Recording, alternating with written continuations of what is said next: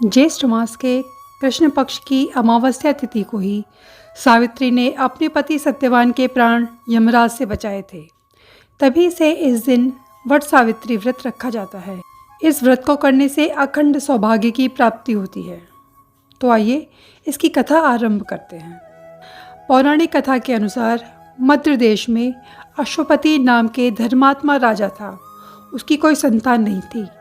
संतान प्राप्ति के लिए राजा ने यज्ञ करवाया, जिसके शुभ फल से कुछ समय बाद उन्हें कन्या की प्राप्ति हुई। इस कन्या का नाम सावित्री रखा गया। जब सावित्री विवाह योग्य हुई तो उन्होंने गुरुमुसेन के पुत्र सत्यवान को अपने पति रूप में वर्ण किया। सत्यवान के पिता भी राजा थे, परंतु उनका राजपाट छिन गया था, जिसके कारण वे लोग बहुत ही दरिद्रता में जीवन व्यतीत कर रहे थे। सत्यवान के माता पिता के आंखों की रोशनी भी चली गई थी। सत्यवान जंगल से लकड़ियां काट कर लाते और उन्हें बेचकर अपना जैसे तैसे गुजारा करते थे। जब सावित्री और सत्यवान के विवाह की बात चली तो नारद मुनि ने सावित्री के पिता अश्वपति को बताया कि सत्यवान अल्पायु हैं। विवाह के 1 वर्ष पश्चात ही उनकी मृत्यु हो जाएगी। इसके बाद सावित्री के पिता ने उन्हें बहुत समझाने का प्रयास किया, परंतु सावित्री ये सब जानने के बाद भी अपने निर्णय पर अड़िग रही। अतः सावित्री और सत्यवान का विवाह हो गया। इसके बाद सावित्री सास, ससुर और पति की सेवा में लग गई। समय बीतता गया और एक दिन वो दिन भी आ गया जो नारद मुनि ने सत्यवान की मृत्यु के लिए बतलाया था। उसी दिन सावित्री भी सत्यवान के साथ वन को गई। वन में सत्यवान लकड़ी काटने के लिए जैसे ही पेड़ पर चढ़ने लगा, उसके सिर में असहनीय पीड़ा होने लगी। कुछ समय बाद सावित्री की गोद में सिर रखकर लेट गया। कुछ ही समय में उसके समक्ष अनेक दूतों के साथ स्वयं यमराज खड़े थे। यमराज सत्यवान की आत्मा को लेकर दक्षिण दिशा की ओर चलने लगे। सावित्री भी उनके पीछे चलने लगी। आगे जाकर यमराज ने सावित्री से कहा, हे पतिव्रता नारी, जहाँ तक मनुष्य साथ दे सकता है तुमने अपने पति का साथ दिया, अब तुम लौट जाओ।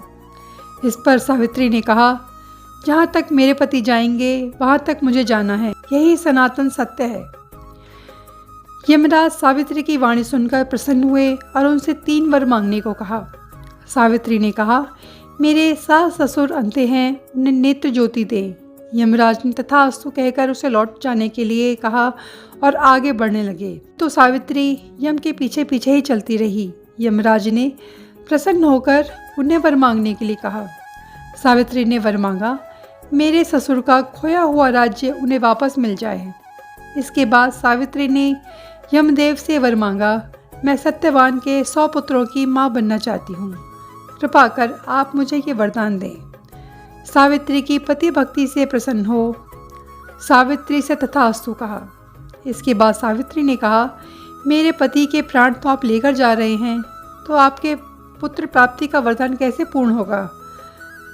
तब यमराज ने अंतिम वरदान को देते हुए सत्यवान की जीवात्मा को पाश से मुक्त कर दिया। सावित्री उसी वट वृक्ष के पास लौटी तो उन्होंने पाया कि वट वृक्ष के नीचे पड़े हुए सत्यवान के मृत शरीर में जीव का संचार हो रहा है। कुछ ही देर में सत्यवान उठकर बैठ गए। उधर सत्यवान के माता पिता की आंखें भी ठीक हो गई और उनका खोया हुआ राज्य वापस मिल गया। जिस तरह सावित्री ने अपने पति के प्राण बचाए, उसी तरह सभी सौभाग्यवती स्त्रियों का सुहाग भी अमर रहे, यही कामना करती हूँ। धन्यवाद।